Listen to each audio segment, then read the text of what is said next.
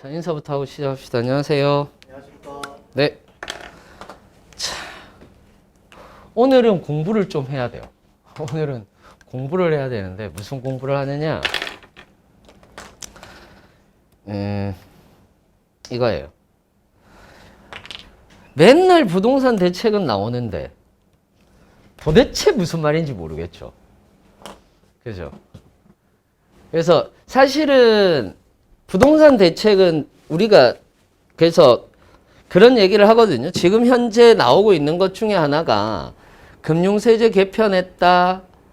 그 다음에 뭐 세법 개정안에서 금융세제를 개편했고, 그리고 부동산도 바꿨다. 뭐 이런 얘기를 하잖아요. 그러니까 세제 개편을 했는데 부동산세는 올라갔고, 그 다음에 금융세제는 좀 내려갔다라고 이렇게 얘기하거든요. 근데 그게 도대체 무슨 말인지를 잘 몰라요. 그래서 오늘은 그거 공부를 좀 시켜드리려고 얘기를 드릴게요. 자, 공부합시다. 오늘은 공부를 좀 합시다. 자, 예를 들어서 우리가 흔히들 얘기했을 때 부동산 정책하면 두 가지예요. 부동산 정책이라고 얘기를 하면 우리 부동산 같은 경우는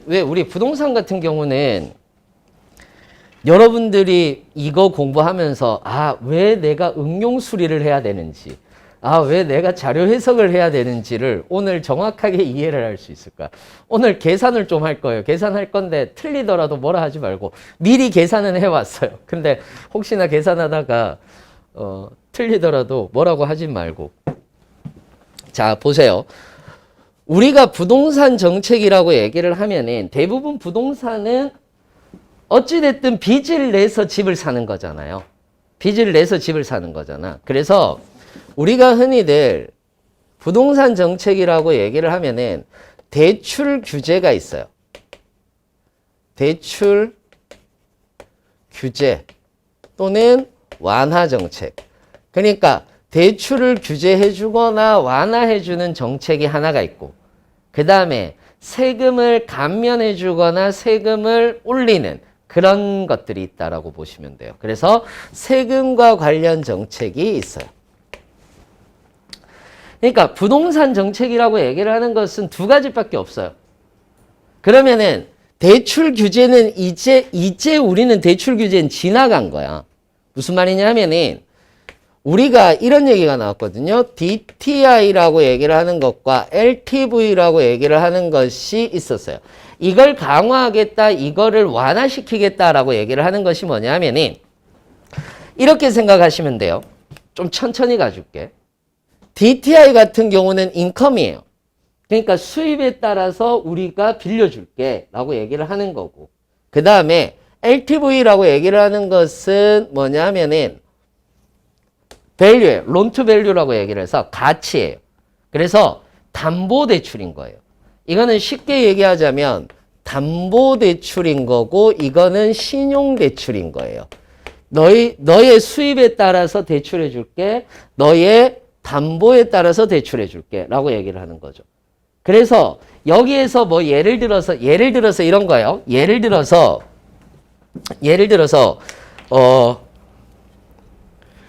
60%에서 80%로 LTV를 변환시켰다라고 얘기를 하면은 담보부 대출을 완화시켰다라는 내용이에요.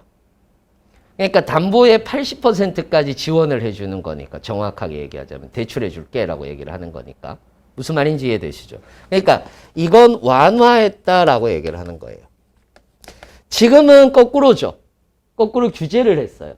그런데 지금은 DTI를 적용하지도 LTV를 적용하지도 않아요. 어떤 걸 적용하느냐 하면 DSR이라고 하는 것을 적용해요.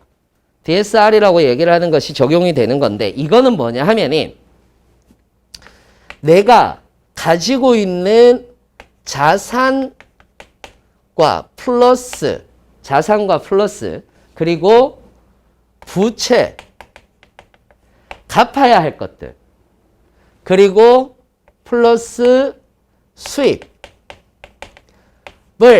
합해서 규제를 하고 있는 거예요. 이건 규제 정책이에요. DSR은. 무슨 말이냐 하면은 예를 들어서 내가 집을 가지고 있어. 그런데 집을 하나 더 사기 위해서 대출을 한단 말이에요. 그랬을 때 이 사람의 부채 규모를 보는 거예요. 부채 규모를 보고 수익 규모를 봤을 때 예를 들어서 예전에는 부채 규모가 뭐 한 6천만 원, 1억 남아 있었어.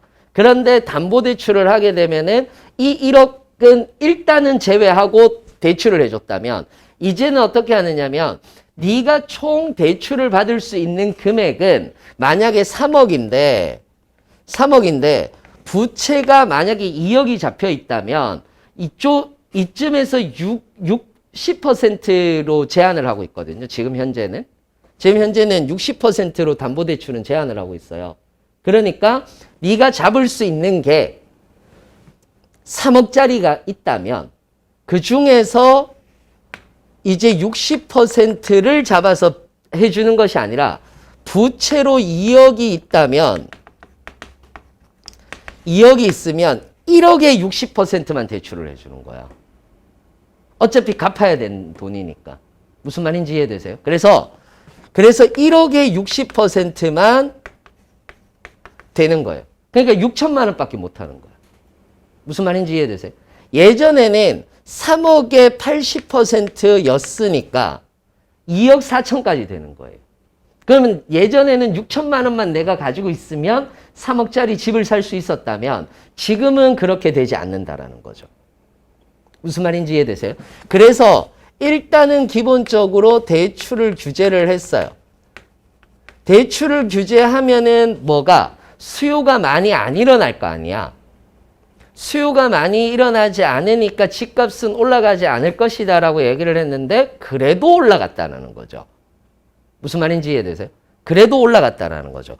그래서 어떻게 하느냐? 대출 규제는 그대로 하고 세금을 때린다라고 얘기를 한 거예요. 무슨 말인지 이해되세요? 그러면 세금은 우리가 흔히들 얘기했을 때 이거를 투자라는 개념으로 이제 가지고 가봅시다. 투자라는 걸로 가지고 갔을 때 예를 들어서 세금을 매길 때 어떻게 매기느냐? 자, 우리가 어떤 것에 대해서 투자를 해요. 그러면 투자를 했을 때 수입이 생기면 수입에 대한 세금을 내야 되죠. 세금부터 먼저 알고 갑시다. 그걸 취득세라고 얘기를 해요. 용어부터 합시다. 그걸 취득세라고 얘기를 해요. 그럼 내가 무엇인가 소유를 하고 있어요. 그러면 그 소유한 것에 대해서 우리는 돈을 내야 돼요. 그걸 보유세라고 얘기를 하는 거예요. 보유하고 있으니까. 그래서 이거를 나의 재산에 따른 세금이다 라고 얘기를 해서 재산세다 라고 이렇게 얘기를 하는 거예요. 그런데 내가 여유가 좀 있어서 좀 큰 집으로 이사를 가거나 좀 비싼 집으로 이사를 가거나 아니면은 여러 개의 집을 가지고 있다라고 얘기를 하는 거예요.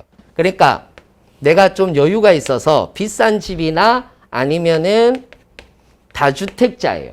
그때 내는 세금을 종합소득세라고 이렇게 얘기를 해요. 종합소득세를 죄송해요. 종합부동산세라고 얘기를 하는 거예요. 그래서 이걸 종부세라고 하는 거야. 그 다음에 내가 임대를 주면 임대소득세를 내는 거예요. 예전에는 임대소득세가 거의 없었는데 요즘에는 임대소득세도 내는 거죠.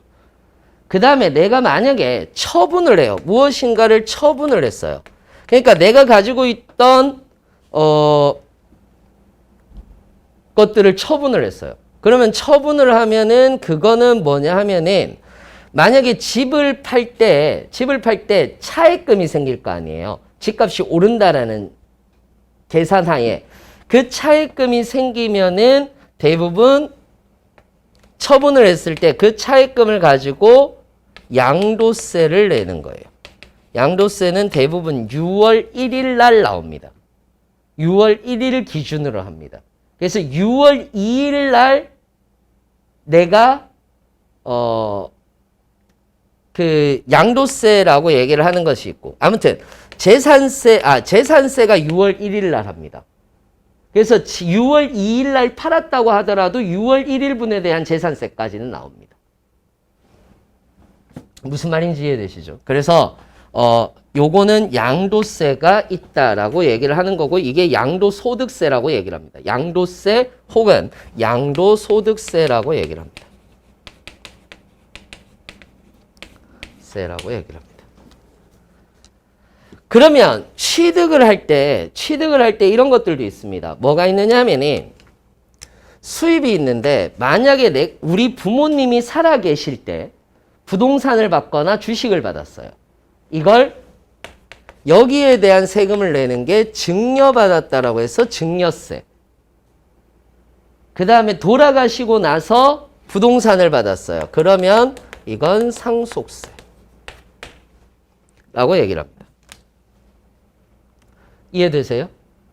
그래서 되게 재밌는 게 취득세와 재산세는 지방세입니다. 지방세입니다. 그리고 증여세, 상속세, 종합부동산세 이거는 전부 다 뭐다? 국세입니다. 그래서 이 재산에 관련된 건 지자체에서 관리를 하는 거고요. 종합부동산 세금은 정부에서 발표하는 거예요. 무슨 말인지 이해되세요? 이거를 여러분들이 어느 정도는 알고 있어야 돼요. 그러면 자, 일단 우리는 거래를 할 때도 내가 돈을 내죠. 집을 사면 돈을 내죠. 그걸 보유세라고 이렇게 얘기를 하거나, 또는 취득세라고 얘기를 하는데, 취득세, 거래세라고 얘기를 하는 건데, 취득세도 있고 농어촌 특별세와 지방교육세가 있는데, 농어촌 특별세와 지방교육세는 이건 지방세예요. 이건 지방세다 보니까 조거 두 개, 농어촌 특별세와 지방교육세는 목적세에 들어가는 겁니다. 목적세에 들어갑니다. 어떤 목적에 의해서 있다라고 해서 목적세라고 이렇게 얘기를 하는 거예요. 어려워요? 응? 그렇죠. 지방행정에서는 요거를 목적세라고 이렇게 얘기를 하는 거죠. 그러니까 농어촌에 있다라고 해서 농어촌 특별세를 내는 게 아니에요. 그냥 집을 사면 농어촌을 개발하기 위해서, 또는 농어촌을 지원해주기 위해서 우리 세금이 들어간다라고 생각을 하시면 돼요. 그게 목적세인 거고, 그 다음에 지방의 교육을 위해서도 우리는 돈을 내야 되니까 지방 교육세도 들어간다라고 이렇게 보시면 되는 거예요. 이해되세요? 그런데 이런 말이 나오거든요. 요거는 뒤에 가서 이제 잠깐 볼 건데, 주택 보유에 대한 과세를 강화했다라는 얘기. 이번에 강화했거든. 이번에 강화했는데 시가가 8억에서 12억 2천인데 과세 표준이 나오고, 현행은 0.5%인데 개정은 0.6%로 되었어요. 전체적인 퍼센트테이지가 올랐기 때문에 세금을 많이 내야 되는구나 정도는 아시는 거예요. 그러니까 우리는 요거를 보면은 세금 많이 내겠네 이런 생각은 드시는 건데, 도대체 과세 표준이 뭔지 시가가 있고 또 공시지가가 있잖아요. 이게 뭔지를 잘 모르는 거야. 자, 봅시다. 공시지가는 공시가격이라고 얘기를 해요. 공시가격. 자, 여기까지 이해되셨어요? 오케이. 자, 이제부터 어렵습니다. 이제부터 여러분들은 천천히 갈게. 천천히. 오늘 공부한다니까. 오늘 의사소통 수리 능력을 2개를 다 할 거예요. 오늘 의사소통 수리를 다 할 거야. 봐봐.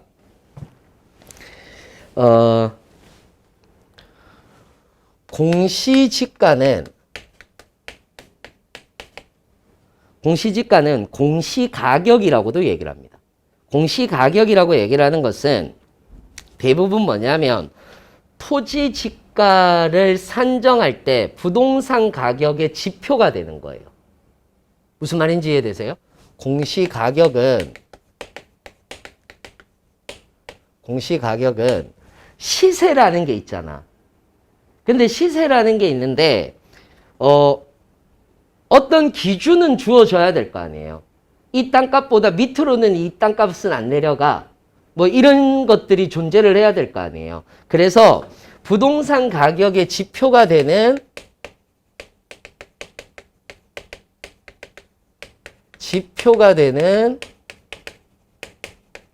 가격인 거예요. 이해되세요? 여기까지 이해되셨어요? 자, 그러면은 공시가격은 어떤 식으로 정해지느냐? 일단 이거부터 하긴 해야 됩니다. 자, 합시다. 공시가격은 어떻게 정해지느냐 하면 공시가격은 전년도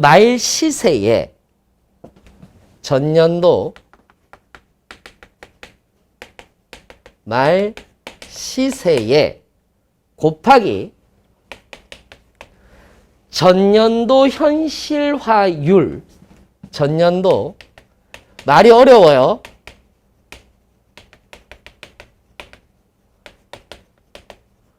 플러스 알파입니다.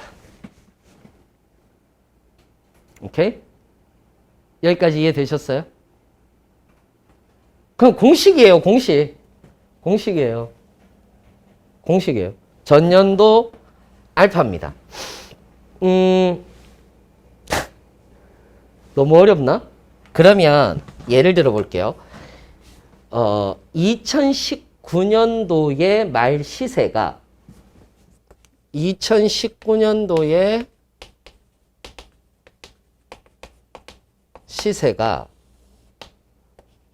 10억이었어. 10억이었어. 그러면 대부분 어떻게 잡느냐면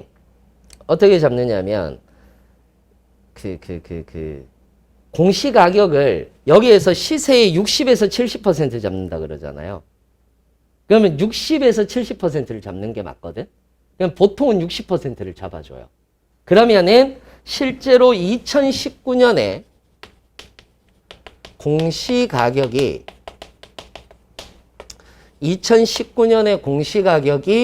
6억이 되는 거겠죠. 60%를 잡으면. 그죠? 60% 잡으면 6억이 되는 거겠지.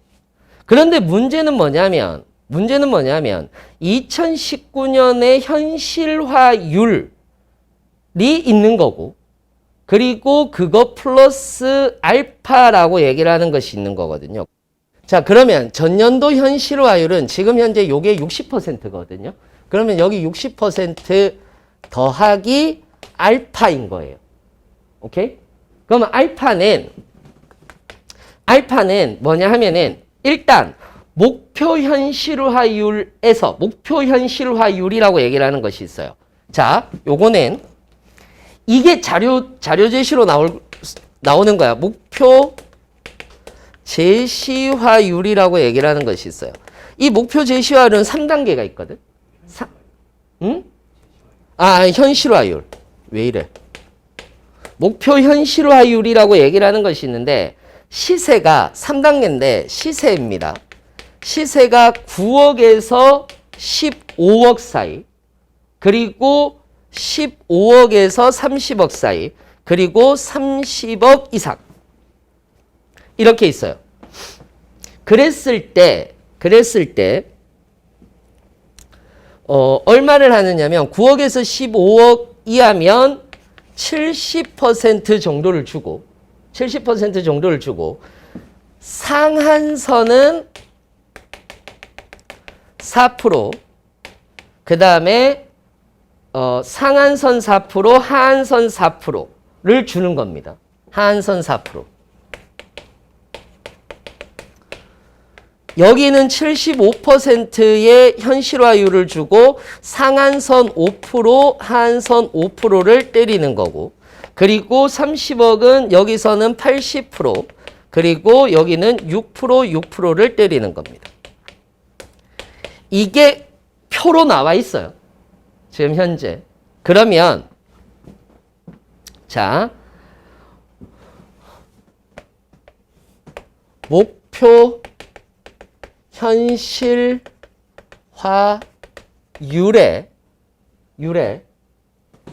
마이너스 전년도 현실화율을 합니다.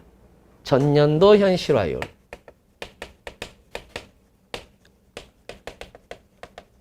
화율을 복잡합니다. 2로 나누고 플러스 전년도 말 시세에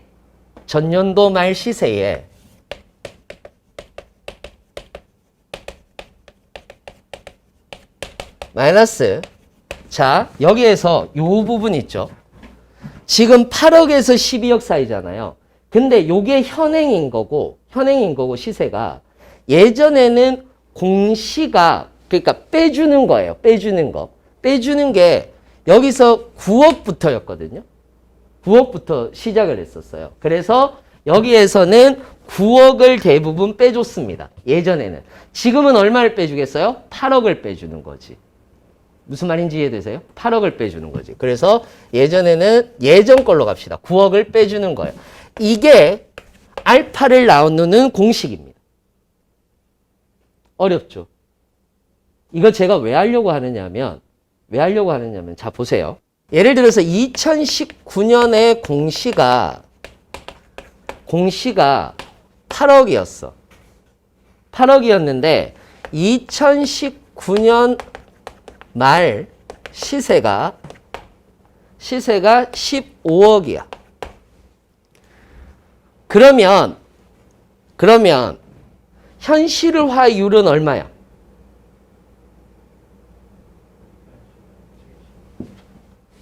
현실화율. 목표 현실화율 말고 2019년 말 시세가 15억이었어요.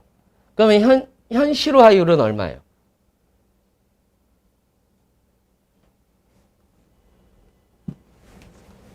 전년도 현실화율은 공시지가의 현실화율을 말하는 거잖아요. 지금 공시지가를 얘기를 하는 거니까. 그죠? 그러면 15억을 100으로 두면 8억은 X가 되지. 뭔 말인지 이해돼요? 그렇지, 53%. 그래서 계산식이 나오는 거지. 15억에 100은 8억 대 X. 이해되셨죠? 이거. 응용수리. 그러니까 이거를 100으로 기준을 잡으면 이거는 X잖아. 우린 이거를 공시지가를 만드는 거니까. 그러면은 이때 현실화율은 몇 퍼센트냐면 53%가 나오는 거야. X는 53%가 나오는 거예요. 이해되세요? 그러면 여기서 얘가 지금 몇 억입니까? 15억이잖아. 시세가. 그러면 75%가 들어가겠죠. 그러면 여기서 이거를 대입해 보면 전년도 현실화율은 53%의 플러스 알파인데 뭐가 알파냐라는 거야.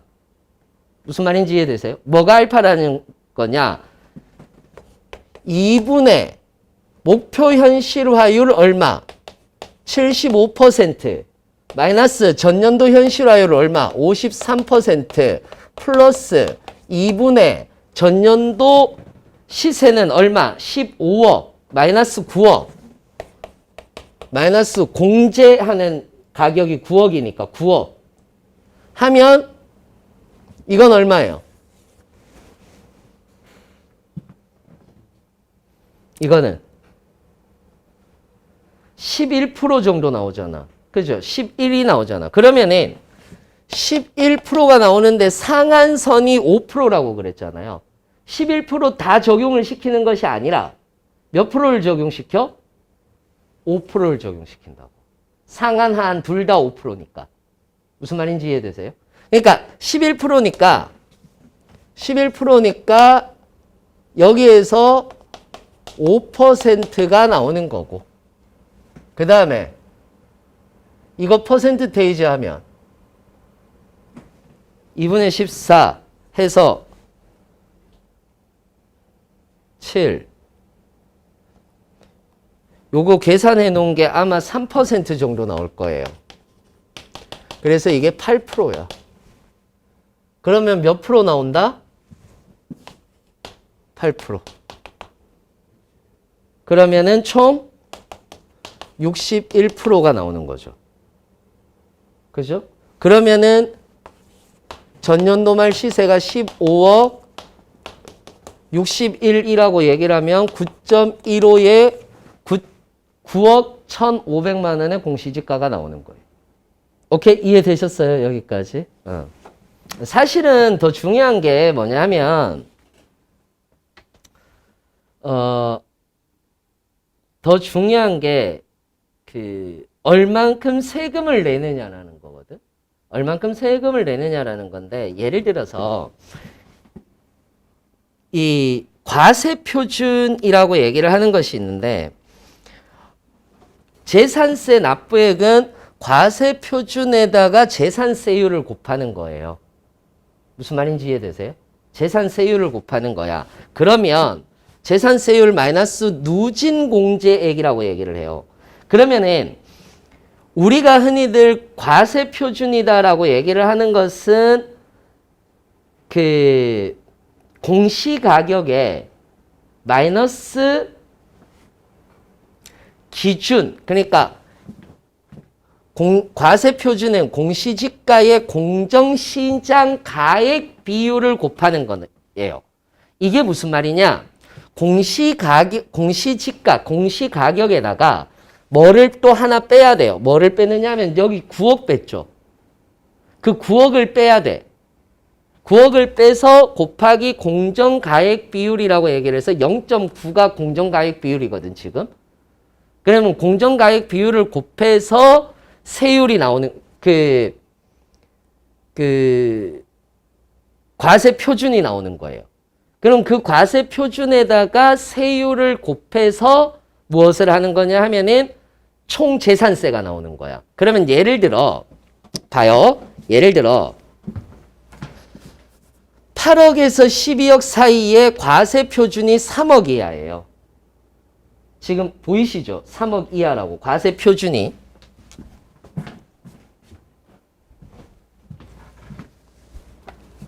과세표준이 3억 이하라고 돼 있어요. 그러면 이게 무슨 말이냐 하면은 아까 우리가 9억 뺐잖아. 9억 뺐잖아. 그러면은 아까는 여기가 9억, 시가가 9억일 때 9억을 빼준다라고 그랬잖아요. 그렇게 안 가는 거야. 이제는 과세표준 3억 이하다라고 이렇게 얘기를 하게 되면, 예를 들어서 시가가 이렇게 가봅시다.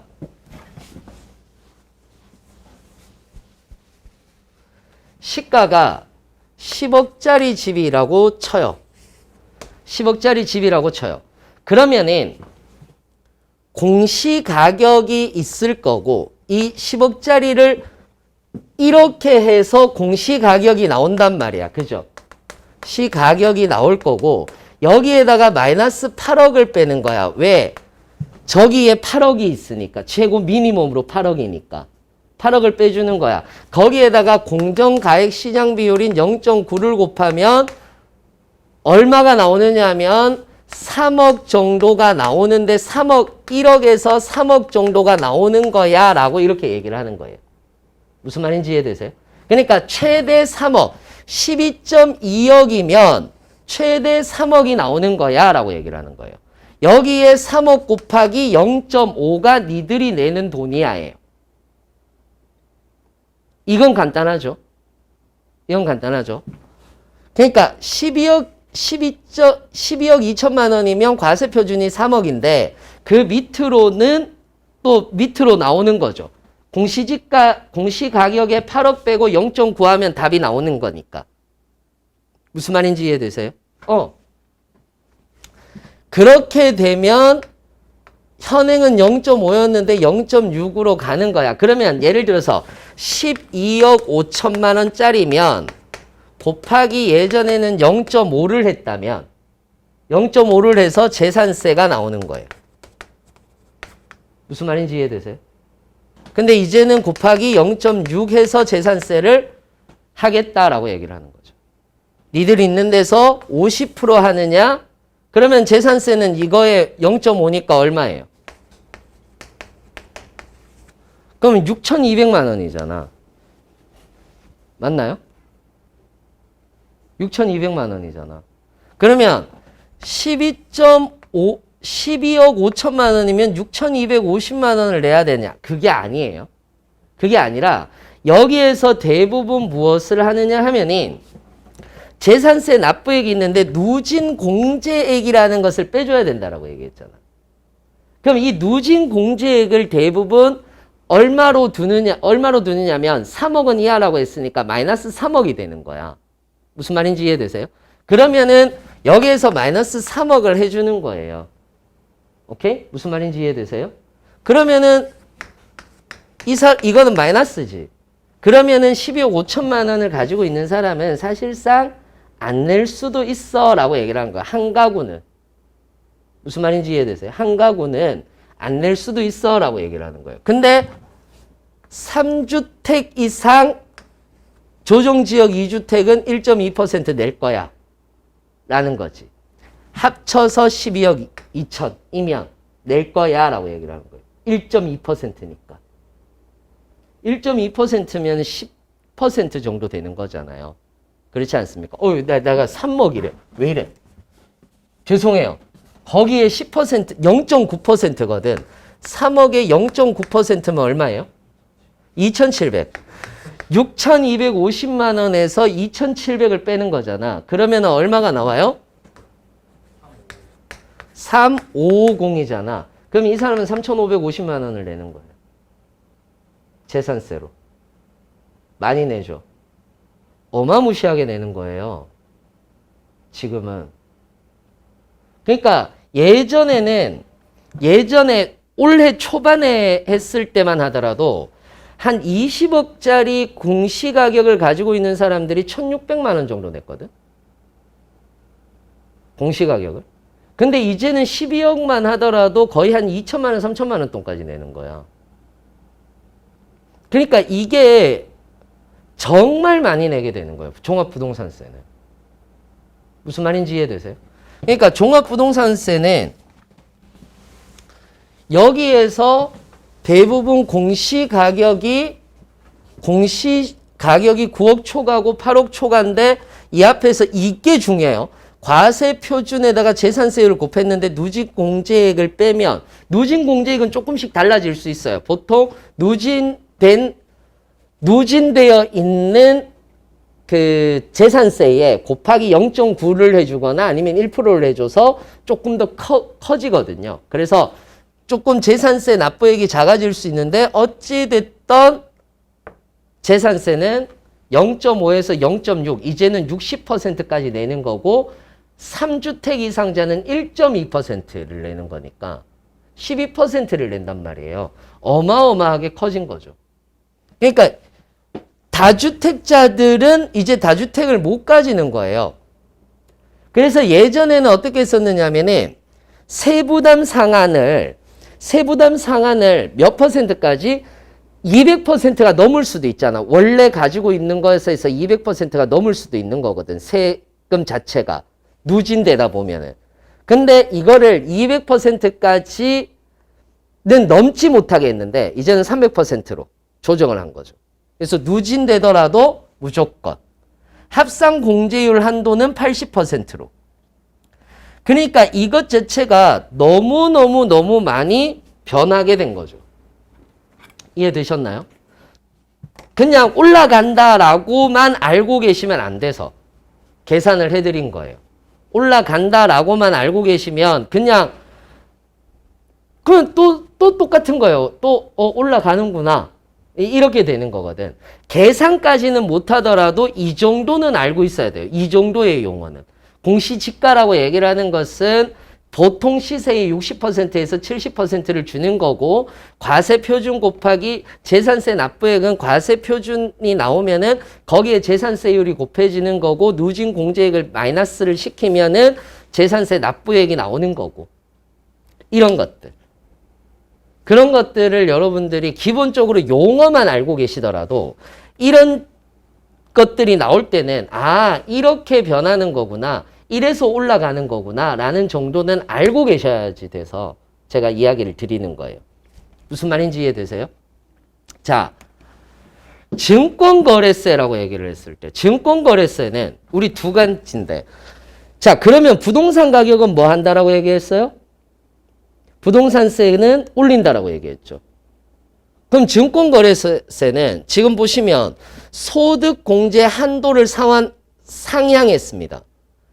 원래는 300만 원까지 소득공제가 됐는데 이제는 330만 원까지 소득공제를 해준다라는 거죠. 그 다음에 금융시장 활성화라고 해서 증권거래세라고 얘기를 하는 거예요. 이 증권거래세라고 얘기를 하는 것은 내가 증권거래를 했을 때 차익이 일어날 수 있잖아요. 그 차익이 일어났을 때 내는 세금인 거거든요. 그 세금 자체가 2021년도에는 0.23으로 23년엔 0.15%로 세율을 낮춰준다는 거예요. 그러니까 주식으로 돈 벌면 세금을 낮게 내도 된다라는 얘기가 되는 거죠. 무슨 말인지 이해되세요? 그 다음에 금융투자소득세가 도입이 되었고, 그래서 이자 배당 양도소득에 대해서는 과세를 하겠다. 그 대신 기본공제를 하는데 요게 되게 재밌는 게, 이자 배당 양도소득에 대해서 금융투자에 대해서 소득이 일어났다면 뭐를 해라? 세금을 내라. 단, 뭘 할 수도 있어요. 손해를 볼 수도 있잖아요. 손해를 보는 분에 한해서는 환급을 받을 수 있는 거예요. 무슨 말인지 이해되세요? 이게 되게 재밌는 거예요. 소득세를 낸다는 건 내가 마이너스가 났을 때 환급까지도 된다는 얘기거든. 지금은 소득세가 없어요. 주식 투자해서 내가 돈 벌잖아. 거기에 대한 소득세는 안 나와요. 그냥 거래세만 낼 뿐인 거지. 근데 거래세 필요 없다. 거래세 낮춰줄게. 소득세 내라. 많이 먹었으면 많이 뱉어내. 그러면 나 마이너스 났으면 오케이, 그거 공제해 줄게. 무슨 말인지 이해되세요? 이게 왜 중요하냐 하면 봐요. 증권거래세와 금융투자소득세가 도입됐잖아요. 이게 왜 중요해지느냐면, 증권거래세는 인하하니까 거래가 용이해지죠. 그죠? 소득분에 한해서 손해를 나면 환급이 있고 보전이 되는 거죠. 그럼 뭐가 되겠어요? 거래를 활성화시키는 거예요. 무슨 말인지 이해되세요? 그래서 지금 금융 위에서는 너무 좋아하고, 금융 쪽에서는 너무 좋아하고, 부동산 쪽에서는 우는 거야. 이해되세요? 그러면 왜 이걸 하느냐라고 얘기를 했을 때 우리나라의 금융 자산 규모는 이렇게 돼 있어요. 24.9%가 금융 자산이고, 이게 뭐 적금이라든지 예금이라든지 이런 거죠.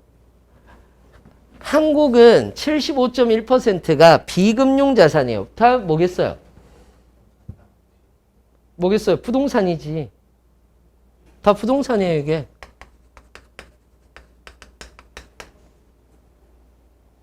이건 뭐 예금, 적금, 증권, 이건 거죠. 그래서 이걸 줄여나가겠다라는 거예요. 미국 보세요. 68.5%에 31.5%야. 실제로 다른 나라들, 일본 같은 경우도 많을 것 같은데 아니야. 금융자산이 훨씬 커요.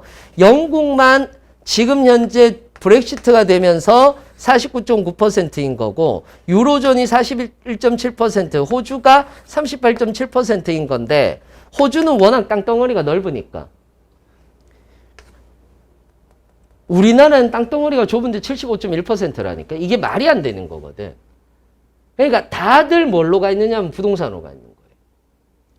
그래서 부동산을 잡겠다라는 정부의 의지가 들어가 있는 것과 그럼 자산을 어떻게 지킬 것이냐 라고 얘기를 했을 때 자산은 금융자산으로 돌리겠다라고 얘기를 하는 거예요. 그런데 문제가 있어요. 이 금융자산은 여러분들이 딱 생각했을 때 금융자산은 예금, 적금. 근데 예금과 적금은 거의 지금 제로금리 아니야. 그럼 이제 주식이 있는 건데 주식과 채권이 있는 건데 채권은 우리는 사는 방법을 몰라. 그죠? 주식은 여러분들 머릿속에 주식은 어떻게 돼 있어요? 여러분들이 주식을 하면은 우리 이런 얘기 많이 듣습니다. 장기 투자해라. 장기 투자를 몇 년 정도로 생각하십니까? 10년 또 10년? 20년. 중간에 한 번도 안 빼고? 중간에 한 번도 안 빼고? 그러면 주식해도 돼요. 지금 그 마인드면 주식해도 돼요. 장기 투자를 10년으로 보기는 하는데 중간중간에 대부분 빼요. 대부분 뺐다 넣었다. 우와, 씨, 올랐다. 어떡하지? 야, 내렸어. 어떡하지? 다 이러고 있는 거예요. 우리나라의 주식은 생각보다 단기성 투기가 강해요. 단기성 투기가 강한 거예요. 야, 테슬라 주식 떴는데 지금 넣어야 돼? 더 뜰까? 막 이러고 있는 거예요. 그러니까 한 달 안에 몇 프로가 난다가 더 중요한 거지 10년 동안 우리가 투자를 한다가 중요한 게 아닌 거거든. 그러니까 이게 주식의 가장 큰 문제예요. 우리나라에서. 이건 은행에 대한 문제도 있죠. 왜? 그거를 단기 투자의 형태로 대부분 언론이라든지 이런 데서 몇 퍼센트 먹었어. 얼마 먹었어. 이러고 있으니까. 근데 우리 부동산 생각해봐. 부동산 생각해보면 야 저거 사놓고 10년 지나봐. 돈 돼. 이러잖아요. 똑같아. 삼성 주식 사놓고 10년 지나봐. 돈 돼. 아니 10년 뒤에 삼성은 있겠지. 그렇잖아요. 그럼 지금보다 설마 주가가 떨어졌을까? 그렇지 않습니까? 대부분 이런 거요. 부동산 저거 해가지고 돈 돼. 저 해봐. 괜찮아. 이러거든요. 또는 이런 경우도 있죠. 보험은 10년짜리 넣고 적금은 10년짜리 넣는데 주식은 10년짜리 없어요. 그것도 문제죠. 우리나라에 상품이 없다라는 게. 그러니까 이제 이 문제가 발생하는 거예요. 우리가 얼만큼 주식에 취약한지. 그러니까 이런 교육을 안 받아요. 우리는 어렸을 때부터 그 교육은 받아요. 적금 넣어라, 예금해라, 이런 건 받아요. 근데, 그래서 보통 지나가는 말로도 이런 얘기를 하잖아요. 네가 버는 돈의 한 30%는 적금에 부어야 돼. 아니 10%는 부어야 돼. 그래야지 나중에 부자가 될 수 있어. 이렇게 얘기하잖아요. 근데 아무도 지금 제가 얘기하듯이 주식 투자하라라고 얘기 안 하잖아. 이게 가장 건전한 주식 투자 방법이거든요. 실제로. 가장 건전한 주식 투자 방법이고 나머지는 다 투기예요. 투기. 단타성을 노리는. 그러니까 동학 개미들이 우는 거야. 자꾸. 그래서 주식의 건전성이 아니라 주식 교육이 필요한 거예요. 이제. 예, 이렇게 돌아갈 거예요. 주식으로 쏠릴 거예요. 지금도 주식으로 쏠리는 마당에 좀 더 쏠릴 수 있어요. 하지만 이렇게 주식으로 쏠렸을 때 우는 사람들이 더 많다는 거죠. 왜? 아무것도 모르고 들어올 테니까. 실제로. 아무것도 모르고 들어올 테니까. 그럼 중요한 건 뭐냐면 그 은행들이 잘 모르는 사람들을 위한 길라잡이는 있어야 될 거 아니에요. 그런 상품들을 잘 만들어서 유도를 시켜야지만이 좋은 건전한 주식 시장이 만들어질 수 있는 거지. 그렇지 않으면 건전한 시장이 만들어질 수는 없습니다. 그 문제는 지금도 있어요. 부동산 정책을 꺼뜨리겠다라는 그 의지로 지금 세금을 올렸고 그리고 그 돈을 어디로? 주식으로 흘러들어가게 해야겠다. 그래야 기업도 투자가 일어나는 거고 기업 투자가 일어나면 경제도 활성화되는 거니까. 라는 취지는 좋으나 이런 문제는 있다. 라는 거고요. 부동산이 하도 안 떨어지니까 이런 얘기들도 합니다. 행정수도를 이전하겠다. 라는 이런 얘기도 하고 있습니다. 사실상 행정수도라고 이렇게 얘기를 했을 때 이건 들으셨죠?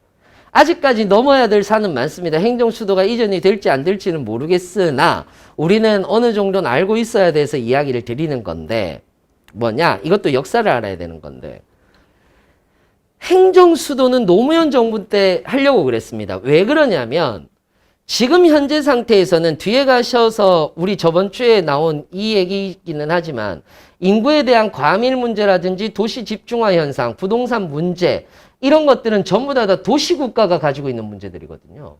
실제로는. 홍콩 집값 얼마나 비쌉니까? 그런데 홍콩 집값하고 우리나라 집값하고 비슷하다 그러면은 이건 말이 안 되는 거거든요.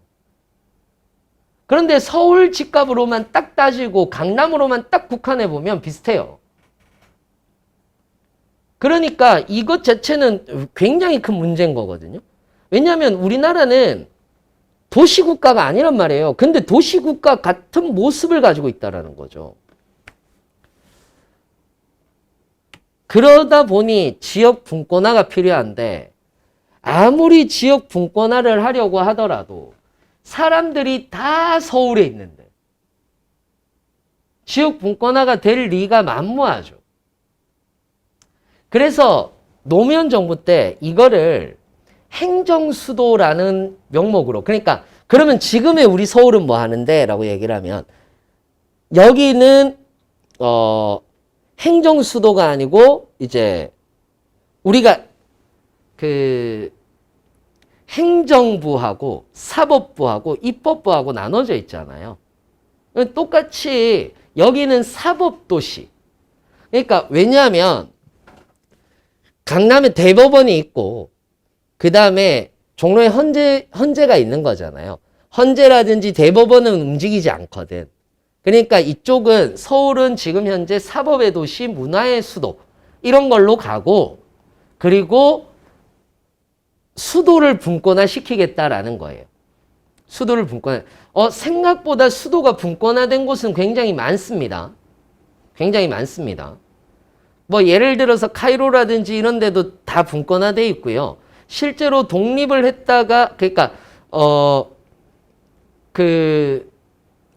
무엇으로 되어 있다가 그러니까 지배하에 있다가 식민 지배하에 있다가 대부분 독립된 나라들 있잖아요. 원래 식민 서구 사회 말고 독립된 나라들 그런 나라들은 독립이 되면서 내분이 일어나는 경우들이 많기 때문에 그게 다시 통일되었을 때는 사실상 문화가 합쳐지기가 힘들거든요. 그래서 아예 입법, 사법, 행정을 따로따로 수도를 두는 경우들이 굉장히 많습니다. 그러니까 우리나라도 너무 서울 집중화 현상이 일어나니까 노무현 정부 때 얘기를 한 거예요. 뭐라고 얘기를 했느냐 하면은 요거는 그냥 보시면서 얘기를 드릴게요. 뭐라고 얘기를 했느냐면 충청권에 행정수도를 건설하겠다 청와대와 중앙부처를 옮기겠다고 공약을 한 거예요. 그러니까 행정수도인 거죠. 행정부를 다 옮겨가겠다라고 얘기를 한 거예요. 지금 민주당에서 나온 건 뭐냐면 중앙행정기관까지 다 가는 거는 힘드니까 제일 빨리 옮길 수 있는 게 국회하고 청와대 아니냐. 그럼 국회하고 청와대를 옮기겠다 이렇게 얘기를 하고 있는 거예요. 근데 국회하고 청와대하고 옮기면 행정기관 다 따라가야 되는 거 아니야? 그렇잖아요. 그래서 2003년에 행정수도 건설기획단이 출범했어요. 그래서 2009년에 신행정수도 특별법이 통과가 됐고 공포가 됐어요. 2004년도에. 근데 왜 이게 무너졌느냐 하면 6월 2일에 신행정수도 건설특별법 헌법소원을 추진한 거예요. 이석연 변호사라는 사람이.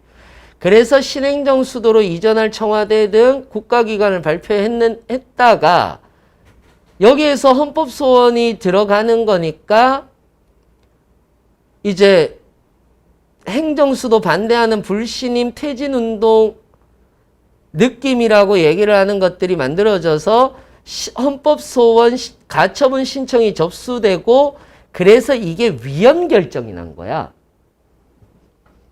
그러니까 쉽게 얘기하자면 다 통과가 됐어요. 건설위원회도 다 통과되고 다 통과됐는데 이 사람이 헌법소원을 추진한 거예요. 저거 위헌이다. 잘못됐다. 저 법 없애야 돼. 라고 얘기를 하면서. 헌재에다가. 그래서 수도니까. 그래서 헌법소원 및 가처분 신청을 받아들여요. 받아들여서 이미 정부는 신행정수도 예정지 확정을 발표했는데 이때 세종이 들어갔죠.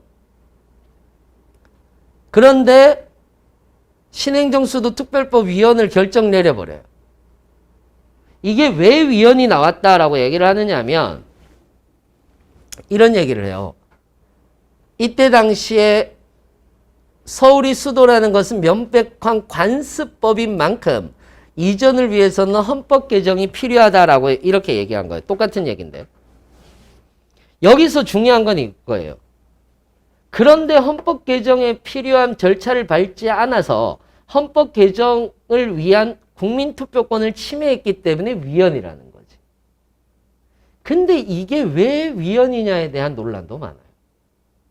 왜냐하면 우리나라는 성문법을 따르잖아요.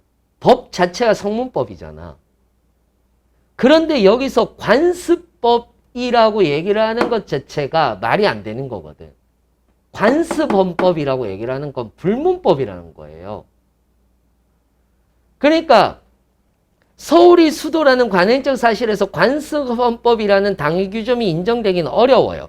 설령 관습헌법이라고 하더라도 변경의 헌법의 개정이 아니라 국회 입법으로도 가능한 내용이에요. 그러니까 국회를 통과했으면 저건 위헌이 아닌 건데 갑자기 위헌 결정이 내려지는 거죠.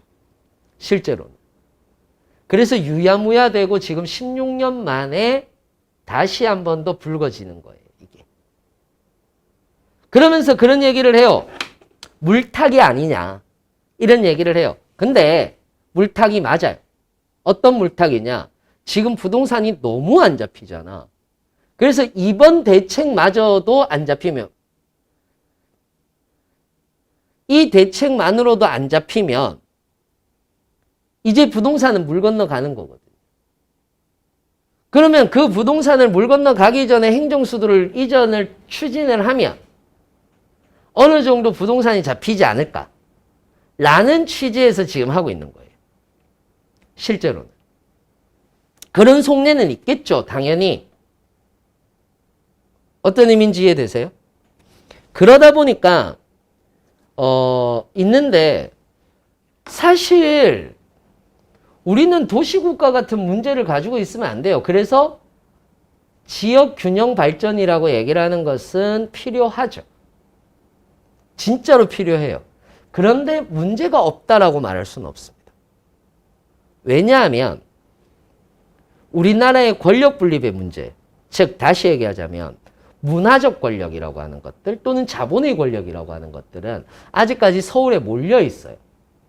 세종시로 당장 옮긴다고 해서 당장 자본이 얼마 정도는 옮겨갈 수 있겠죠. 그러나 여기서 만들어진 문화나 여기서 만들어진 대부분의 생활권, 수도권들이 움직여진다라는 건 사실상 아직까지는 모르는 일이에요. 두 번째는 여러분 강남에도 처음에 사람들이 개발하고 나서 사람들이 살았겠습니까? 강남 개발하고 나서 사람들 안 살았습니다. 왜? 강북에 이미 생활터전을 만들어 놓은 사람들이 강남 개발했으니 저긴 땅값이 오르니 가시오 라고 한다고 해서 정부를 그렇게 신임하지 않았습니다. 그런데 어떻게 강남이 이렇게 발전을 했을까? 어떻게 발전했을까?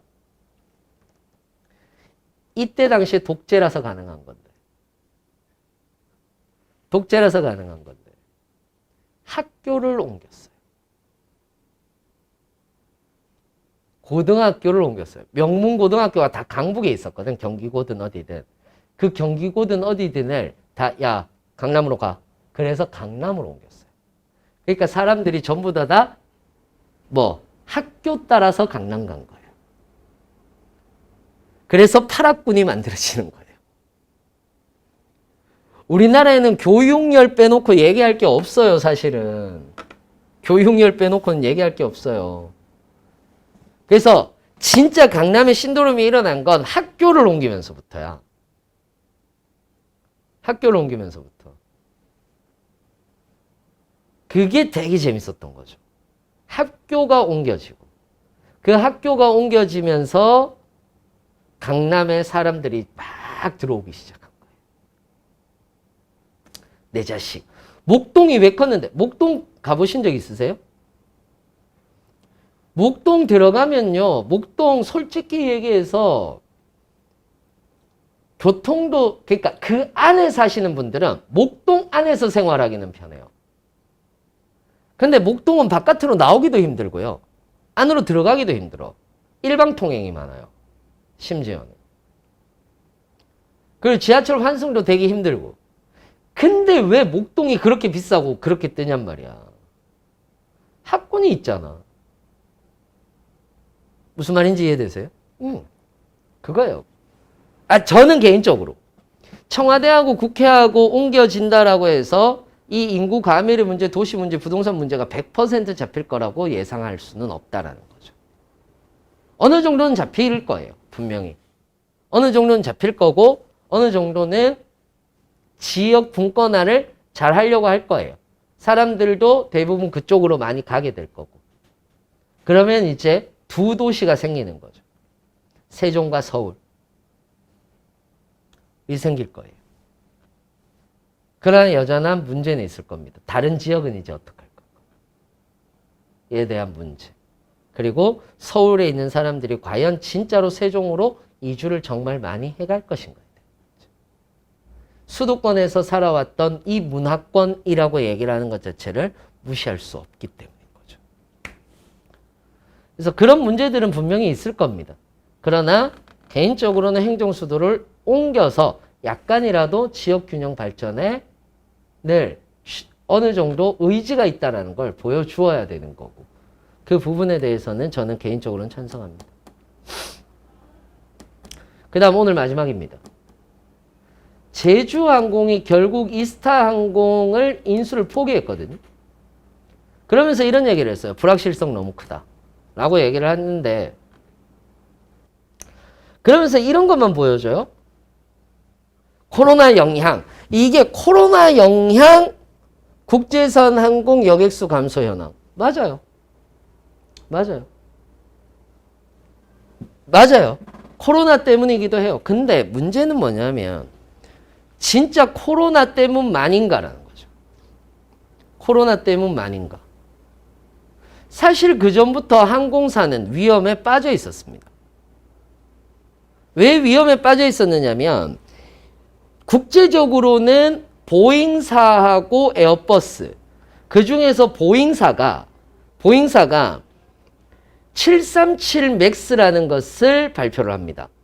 737 맥스는 대부분 이때 당시에 뭐가 나오느냐면 저가항공 그러니까 LCC라고 얘기를 하는 저가항공들이 나오거든요. 그 저가항공들이 나오면서 LCC가 많이 만들어지니까 그 저가항공을 대상으로 해서 보잉사에서 737 맥스라고 얘기를 하는 것을 생산을 합니다. 그런데 얘가 추락을 한 거예요.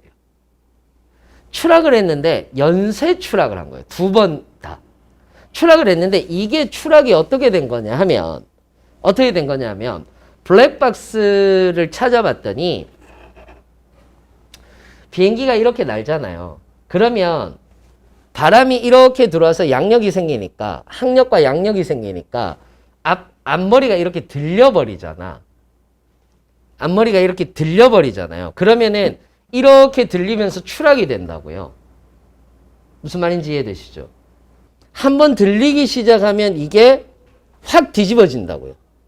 그러니까 이거를 안 하기 위해서 맞바람이 엄청 세는 거니까 이거를 이렇게 올라가는데 이게 안 하기 위해서 꼬리 날개 쪽에서 이걸 수평을 이렇게 맞춰주는 거예요. 이걸 움직여서 이렇게 꼬리 날개 쪽에서 이렇게 뒤집어 가지고 이게 뜨려면 잡아주고 하는 거예요. 무슨 말인지 이해되세요? 그래야 똑바로 갈 수 있는 거야. 이게 자동화 시스템이거든. 근데 이 737 맥스가 어떻게 돼 있느냐면 이렇게 똑바로 가고 있는데도 들렸다라고 판단이 돼서 밑으로 내려가는 거야. 무슨 말인지 이해되시죠? 밑으로 내려가는 거야. 그러니까 조종사들이 위로 올려. 그럼 또 밑으로 내려가. 봐요. 이미 수평으로 있는데 밑으로 내려갔다고 생각하잖아. 그러니까 조종관을 당길 거 아니에요. 조종관을 당길 거 아니야. 조종관을 당기면 어떻게 돼요? 위로 뜨지. 위로 뜨면 얘들은 더 밑으로 내려야 된다고 생각하지. 그래서 더 밑으로 내리는 거야. 또 올려. 내리는 거예요. 또 올려. 내리는 거야. 그러니까 계속 이렇게 해서 추락을 해요. 그래서 이게 밝혀져요. 그러니까 정확하게 얘기하자면 기체결함인 거지. 기체결함이라고 해서 이게 2번에 걸쳐서 추락을 하거든요. 추락을 해서 실제로 여객기 참사로 737 맥스 기종을 중단하기로 했어요. 그래서 실제로 공급이 안 되는 거예요. 무슨 말인지 이해되세요? 공급이 안 되는 거예요. 737이. 작년부터 안 되기 시작한 거예요. 우리도 받아들여야 돼. LCC는 받아들여야 되는데 이걸 받아들일 수가 없는 거야. 계약 파기. 그러다 보니까 자 보세요. 이걸 항공을 늘려야 되죠. 그래야지 실적이 많이 나오니까. 늘릴 수가 없는 거예요. 기본적으로. 늘릴 수가 없는 거야. 그래서 2019년 국내 항공사 당기 순이익 보시면 어때요? 다 마이너스잖아. 순이익은. 그러니까 무슨 말이냐면 코로나 때문만이 아니라 작년부터 얘들은 순이익이 안 나왔던 거예요. 자꾸 코로나 얘기하는데 코로나 때문이 아니야. 얘 안 나왔어요, 실제로. 그러면은 왜 이렇게 나왔느냐라고 얘기를 했을 때, 자, 보세요. 대형 항공사들이 2018년과 2019년 비교했을 때 재무 현황, 현금성 자산이 이만큼 줄어요. 대한항공이. 현금성 자산이 이만큼 줄죠. 엄청난 거예요. 그래프를 보시지 말고 숫자를 보세요. 4천억에서 1,000억으로 떨어진단 말이야. 1,900억으로 떨어진단 말이야. 1,500억에서 8천억으로 떨어져요. 7천억 어디 갔냐고. 7천억 어디 갔냐고. 리스료가 올랐어요. 영업의 비용이 발생했어요. 왜? 봐요. 보잉이 내려앉잖아. 그러면은 원래 2개밖에 없어요. 전체 국제 항공을 대는 쪽은 2개밖에 없어요. 어디하고 어디? 보잉하고 에어버스. 그 외에는 프로펠러기를 타야 돼요. 민간 항공을 타려면. 그건 아시죠? 프로펠러기 타보셨어요? 옆에 이렇게 돌아가는 거, 프로펠러가 돌아가는 거. 그거 못 타세요? 타면 죽어요. 타면 죽을 것 같아요. 저는 한번 타봤어요. 브라질에서 한번 타봤어요. 브라질에서 타봤는데 죽을 것 같았어요. 브라질에서 전 타봤거든요. 브라질에서 이제 가는 데서 한번 타봤는데 와 죽을 것 같아요. 죽을 것 같아요. 너무 무서웠어요. 너무 무서웠어요. 정말 이렇게 가다가 이렇게 떨어져요. 정말 죽을 것 같아요. 근데 괜찮대요. 그러다 보니까 보잉사가 무너지기 시작하는 거죠. 그러니까 누가 뜹니까? 에어버스가 독점이 돼버려요. 그래서 리스료가 올라가는 거예요. 무슨 말인지 이해되세요? 보잉사는 이 에어맥스로 뭐 되었던, 에어맥스로 손실을 났던 걸 메우기 위해서 보잉 747이라든지 이런 것들 있죠. 이런 것들에 대한 리스를 올리는 거고 에어버스 전체를 또 올리는 거예요. 그러니까 리스료는 올라갈 수밖에 없어요. 그리고 경쟁이 치열해지다 보니까 영업의 비용도 굉장히 많아지기 시작을 하는 거죠. 그래서 적자가 날 수밖에 없어요. 그러니까 이미 적자 구조였던 거예요. 거기에다가 두 번째는 뭐냐면 항공산업이 공급이 과잉되기 시작한 거예요. 그래서 보시면은 성장률이 장난이 아니야. 공급 과잉이면 지금 한국 보세요. 한국. 공급 과잉이 되면 외부 환경 요인에 되게 민감해지거든요. LCC로 인해 항공 부담률이 줄어들었으면 대한항공과 아시아는 다른 신성장 동력을 키워야 돼요. 그리고 이걸로 인해서 분담률이 줄었으니까 우리는 더 많은 고객을 유치하기 위해서 또 다른 신성장 동력이나 상품을 만들었어야 해요. 그런데 즉 항공사의 다른 상품 패키지가 필요했는데 그걸 안 한 거예요. 우리는 그냥 우리 항공 타면은 그런 얘기 많이 해요. 야, 우리나라 서비스 장난 아니야. 이렇게 얘기하죠. 그렇게 얘기 많이 해요. 대한항공 타면 야, 거기 서비스 장난 아니야. 거기만큼 비싸서요.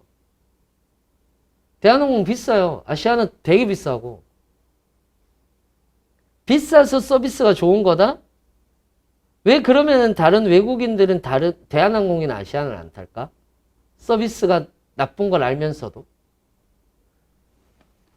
대부분 다른 나라의 항공회사들은 패키지로 묶어버려요. 항공사들이 여행사하고 해서 패키지로 묶어버려요. 그러니까 굉장히 전략적이고 공격적인 마케팅을 하는 거예요. 그래서 항공회사 가서 그러니까 이런 거지. 야, 요즘에 외부로 전부 다 하잖아. 그러면 너희들 그 상품 중에서 뭐 괜찮더라. 우리하고 제휴하자. 우리 이 노선 있으니까 여기 패키지 들어오는 사람은 우리가 그 대신 마일리지는 더 쌓아줄게. 그러니까 고객 유치를 어떻게 하느냐면 지금 대한항공이나 아시아나 같은 경우는 고객 유치를 어떻게 해요? 가만히 있잖아.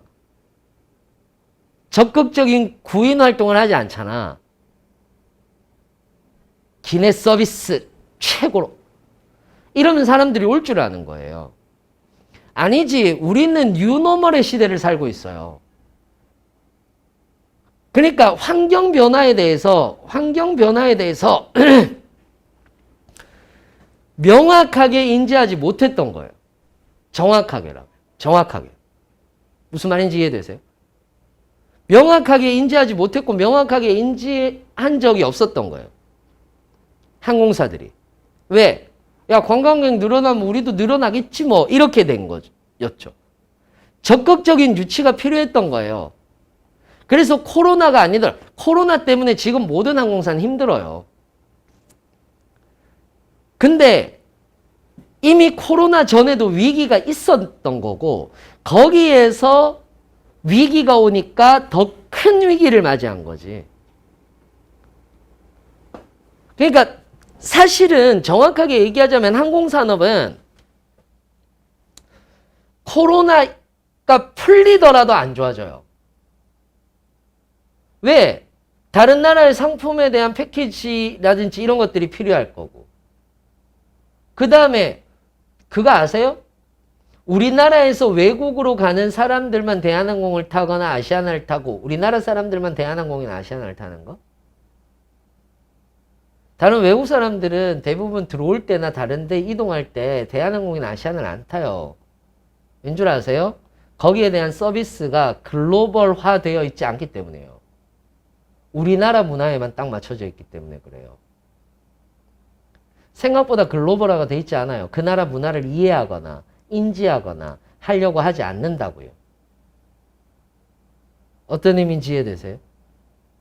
그러니까 획일화된 서비스인데 좋은 서비스라고 얘기를 하는 거고. 물론 서비스 좋지. 쌩글쌩글 웃으면서 싫은 소리 한마디도 안 하고. 이제는 그게 서비스가 좋다라고 얘기 안 해요. 그건 언제든지 대체될 수 있어요. 승무원 대신에 로봇이 이제 기내식을 배달하면 어떡할 거야? 그렇지 않습니까? 필요한 게 있으면 호출을 누르면 중간에 트레이가 있어서 트레이가 알아서 필요한 걸 갖다 주는 시스템을 만들 수 있어요, 충분히. 그러니까 어떤 서비스가 필요한지 맞춤형 서비스가 이제 필요한 건데 코로나19로 인해서 위험하다가 아니에요. 예전부터 위험했고 코로나19 사태가 지난다고 하더라도 앞으로도 위험해요. 항공산업은 바뀌지 않는다면. 어떤 것들이 상품이라든지 자기들의 상품이라든지 적극적 영업. 자기들이 갑이 아니라 적극적 영업. 그냥 고객을 유치하기 위한 것이 아니라 다른 상품과 연계하거나 다른 지자체와 연계하거나 국제 도시와 연계해서 고객을 유치하지 않으면 앞으로는 힘들 수도 있다. 라는 거죠. 그 다음에 요거는 그냥 아시라고. 충전소 쇼핑몰까지 서울 도심에 미래차 복합몰이 생기는데 여기 지금 후보로 거론되는 곳이 일산이라고 얘기를 합니다. 자, 그래서 제가 이걸 쭉 보다 보니까 이런 거예요. 서울 이전이든, 그러니까 수도권 이전이, 뭐, 소위 말하는 행정수도 이전이든, 아니면 부동산이든, 금융이든, 사실은 우리 인류는 처음 맞아보는 거거든요. 이 저성장이라는 거. 노령화, 인구 감소, 저성장은 우리 인류가 처음 맞아보는 거예요. 그러면 중요한 건 뭐냐면 이제는 완전히 새로운 패러다임이 나와야 되는 거고 상상이 현실화되는 거예요. 끊임없이 상상을 해야 되는 거고 그 상상을 현실화시키는 것이 이제 우리가 나가야 할 길이에요. 그래서 끊임없이 획일화된 교육을 한다라든지 획일화된 생각을 하게 되면 이젠 도태될 수밖에 없는 거고 상상을 현실로 하는 정책을 펴거나 기업이 이런 것들을 해결해 나갈 때 좀 더 사회는 성숙해지지 않을까. 그리고 문제를 해결하지 않을까. 지금 산적해 있는 문제들을. 그렇게 생각해서 이런 글을 적어보았습니다. 마지막으로는 요거 살바도르 달리의 작품이죠. 그러니까 그 생각을 했던 거예요. 오늘 그냥 공부를 한번 했지만 용어 정리도 했고 했지만은 부동산이 잡힐까? 그건 정부가 해야 될 일이고 부동산이 금융으로 갔을 때 금융이 어떤 식으로 상품을 만들어서 이 상품을 부동산 자금을 금융으로 끌어들여야 되는 것인가는 상상의 영역입니다. 사실상 살바도르 달리는 우리의 무의식의 세계 또는 상상의 세계를 그림으로 표현을 한 작가죠. 살바도르 달리는 20세기에. 그 안에는 대부분 욕망의 기원이 있었고 그 욕망이라는 것이 존재를 했어요. 똑같습니다. 우리는 욕망이 있고 그 욕망 안에 상상이 있습니다. 우리는 편해지고 싶어서 무엇인가를 만들었고 잘 살고 싶어서 또 무엇인가를 만들었습니다. 우리의 욕망의 기원 안에는 좀 더 상상력을 동원할 필요가 있는 거고 욕망을 절제하지 말고 이제는 욕망을 발현하는 시기가 왔다. 그리고 욕망을 찾는 시기가 왔다. 그 욕망을 찾아서 그걸 현실화하는 시기. 그럴 때 오히려 사회를 이끌고 가거나 사회의 리더가 될 수 있지 않을까. 그렇게 생각을 하면서 오늘 시사인문학은 마치도록 하겠습니다. 수고하셨습니다.